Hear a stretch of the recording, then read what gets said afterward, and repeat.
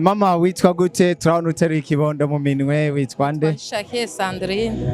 Nike Sandrine, Yesu yaragukoreye nihe nta yawe wobwira abantu kugira ngo n'abandi bafashe kubice mu nta yawe? Hari abashobora gukizwa, hari abashobora kwizera bagakira nab'igitangaza cabo. N'igiki Yesu yagukoreye?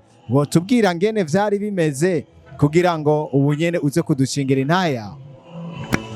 Jewe kubisanzwe nari nubatse maze imyaka hafi 15 ntararonka ikibondo. Nari ndushe cane, nagiye mu baganga b'abahinga batandukanye ariko biranka ko nosama. Niho namenya Prophet of Jesus Joshua Shandava ruguru ndamanuka i Bujumbura, ndamubwira ikibazo canje, aransengera. Amaze kunsengera narabonye igitangaza c'Imana ndasama, ariko Satani yamara umuja, umwana asigaje imisi ngo avuke aramfiramwo. Umwana amaze kumfiramwo narihebuye cane, ndamererwa nabi mu mutwe kuko ico nari niteze imyaka myinshi cari gihejeje kunca mu myanya y'intoki. Niho yavyumva aransanga imuhiraho nabi Bujumbura, araza arandemesha, yongera aransengera, arambwira yuko uwo mwaka nyene utarahera ngiye gusama imbanyi. Naravyizeye kuko ni vya mbere sinari nabonye aho vyaciye, ndavyizera ariko nca ndaduga ruguru kugira ngo nduhurire umutwe. Ariko sinamenye kandi ko nduganye inda. Harageze igihe niyumvira nti noneho bwa bugumba bwabaye ubugumba, kumbe ndafise imbanyi.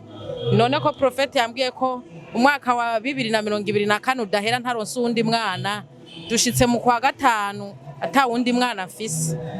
Niho naja kwa muganga ngiye gusaba umuti kugira ngo nsubire mbone ibihe, hanyuma habiki gitangaza.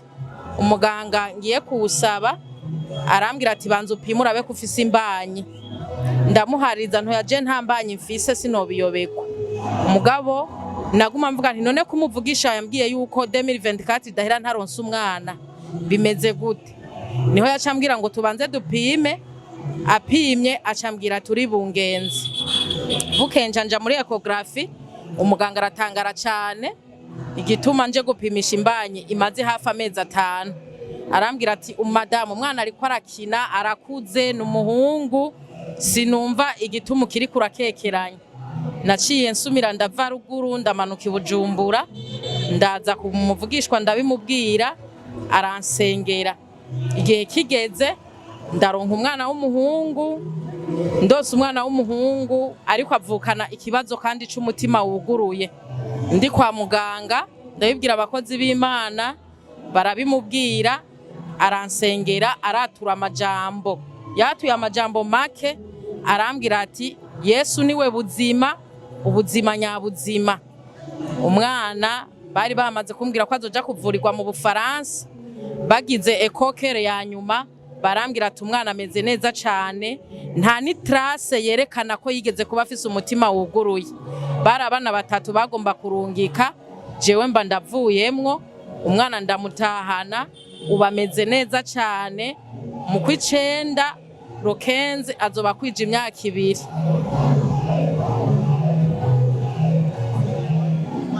Ukirindiye kuronka ikibondo muri iyo myaka 15, ko tuzi na Sara bakunda kumuvuga bamuvuga amajambo, mbega we nawe mu kibano vyari bimeze gute? Mu rugo vyari bimeze gute? Mu miryango vyari bimeze gute? Ubwaje nari ndushe, narahavuye ndavuga nti ko mvuka Igitega bose banzi ubupfu bwanje, uwo duhuye wese avumba ngo urya n'ingumba urya ntavyara, reka nimukiri Bujumbura mpunge, fume mpunga abantu ndabe yuko hoho nokoroherwa na gatoyi. Nico catumye mva ruguru nza kubi Bujumbura kugira ngo ninyegeze amaso y'abantu. Niki mumva wobwira abandi? Hari imiryango usanga bataramwe ikibondo, hari abantu usanga baracitse intege. Wewe imyaka 15 ni myinshi si imyaka mike, uri umuntu wifuza ikibondo. Nirihe jambo wobwira abandi bariko barakumviriza kugira ngo nabo iyo nta yawe ibafashe? ico nobwira abariko baranyumviriza batararonka ibibondo, umuryango utagira ikibondo ubusuzuguritse cane, naho uraronka ayandi matungo yose utagira umwana ububuze ikintu kinini. Nobabwira yuko bokwegera Yesu. Yesu arakiza, Yesu nta kimunanira.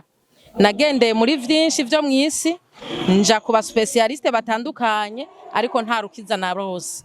Mugabo umukozi w'Imana ijambo yanyatuyeko ryarankoreye, ndaronka umwana, Imana yihesha icubahiro.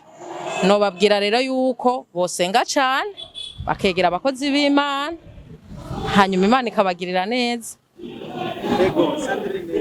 Yitwa nde? Yitwa Isezerano Jordan Alison.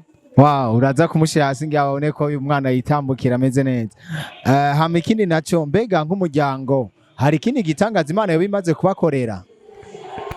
Inyuma yaho aje kumbwira ati Imana izokwirura iguhundi mwana, twaramubwiye n'ikibazo c'ubushomeri twari dufise, arambwira ati ivyo byose bigiye kuguruka. Ubu kugeza ubu naje gutanga ituro gishimwe, umugabo wanje arafise akazi kandi akazi kamuhemba neza cane. Naje narashoboye kuronka umutahe kandi umutahe munini utari muto. Ubu byose bimeze neza mu rugo. Wow, Imana iguhezagire rero kandi kugire neza. Amen. Turashimira Imana kumva intahe yawe. Yesu aguhezagire. Shalom shalom. Shalom.